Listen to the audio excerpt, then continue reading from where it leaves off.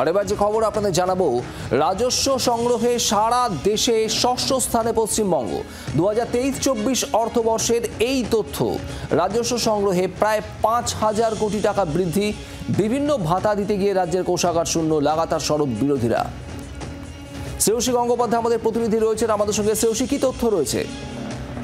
দেখো, যে তথ্য সামনে আসছে সেখানে কিন্তু কার্যত দেখা যাচ্ছে যে এক্ষেত্রে 23-24 এবং 24 কোটি, অর্থাৎ যে আর্থিক বছর মার্চ মাসের 31 তারিখে শেষ হলো তার সঙ্গে আগের যে আর্থিক বছর সেই বছর যে সেই তুলনা করলে দেখা যাচ্ছে যে এক্ষেত্রে পশ্চিমবঙ্গের যদি 23-24 সালে কতটা রেভিনিউ সেক্ষেত্রে আদায় হয়েছিল বা কতটা রেভিনিউ কালেকশন হয়েছিল সেটার যদি তথ্য দেখা যায়, সেটা হচ্ছে যে 23-24 সালে দেখা যাচ্ছে যে 41,976 লক্ষ কোটি টাকার কিন্তু এক্ষেত্রে 976 কোটি টাকার কিন্তু এক্ষেত্রে রাজস্ব আদায় হয়েছে।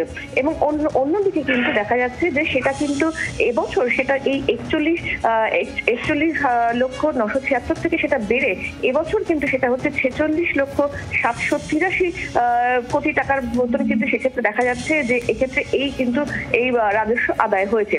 এবং এক্ষেত্রে তোমাকে জানিয়ে রাখি যে এই যে রাজস্ব আদায় সেটা কিন্তু দেখা যাচ্ছে যে এটা গত বছরের থেকে প্রায় 5,000 কোটি টাকা কিন্তু বেশি।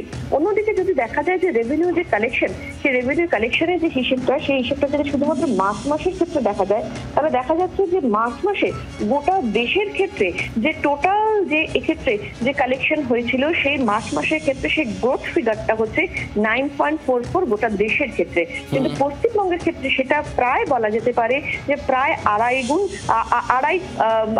বেশি, সেটা হচ্ছে প্রায় 11%। অর্থাৎ মার্চ মাসের ক্ষেত্রে গোটা দেশে যেখানে গ্রোথ রেট হচ্ছে 9.44%, সেখানে ওয়েস্ট বেঙ্গলে সেই গ্রোথ রেট হচ্ছে 11%। ফলে নিঃসন্দেহে বলা যেতে পারে যে অত্যন্ত তাৎপর্যপূর্ণ এই ফিগার।